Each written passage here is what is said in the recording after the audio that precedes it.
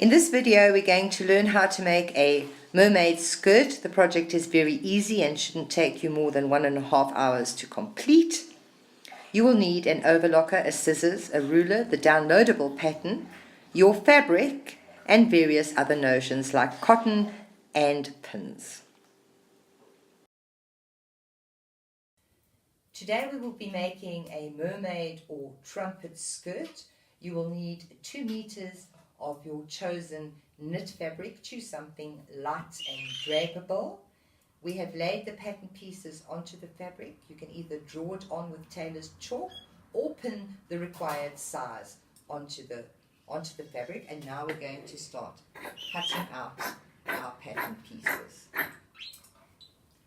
Once you've cut your pieces out, you're going to need 2 pieces of the ruffle, 2 pieces of the basque for the top of the skirt, and 2 pieces of the main skirt pattern. This you would have cut through both layers. Now what you're going to do is take your pieces that match and place them right sides together so that you can stitch the seams.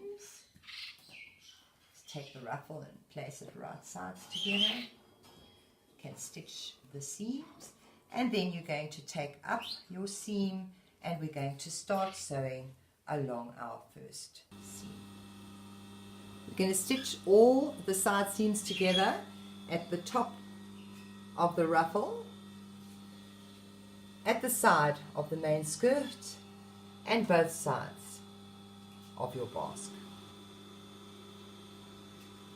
Mark the top of your main skirt pattern with a nick in the center, and now we're going to stitch a seam.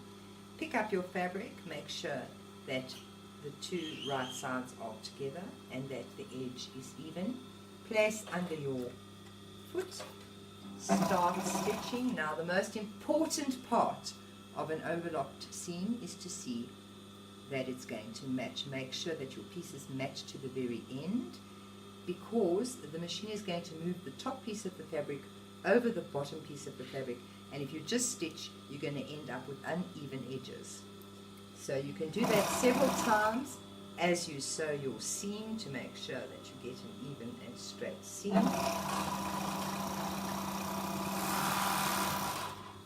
And there we have the main skirt. Next step is to turn our main skirt pattern around with the top edge that you've nicked in the middle.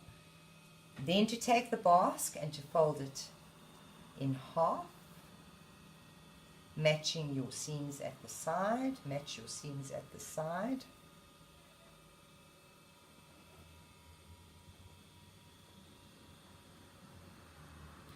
And now we're going to slip the basque over the top of the skirt by placing the skirt inside the basque and matching all our seams together. Then we're going to start stitching along the top of the skirt. We've now stitched through all 3 layers, attaching the basque to the top of the skirt, matching our seams at the side. If you feel more confident to first sew the basque together before attaching it to the skirt, if you are a beginner, that might be a good step to follow, but it's not completely necessary. You can just sew all 3 layers together. Now we are going to attach the ruffle to the base of the skirt. We're going to turn the ruffle to the right side and we're going to thread the skirt through the ruffle so that we can stitch the ruffle to the skirt. We have turned the ruffle inside out and we have the stitching lines showing, as you can see. We've turned the skirt right sides together and we have placed it inside the ruffle. We're now going to match those 2 seams and those 2 seams at the side, and we're going to push the skirt into the ruffle and sew along the top edge all the way around, attaching the ruffle to the main skirt. We have now attached the basque to the main skirt at the top, matching the side seams, matching the mid-center of the skirt to the mid-center of the basque. We have attached the ruffle to the edge of the skirt, and the skirt is now complete, other than for the hemming.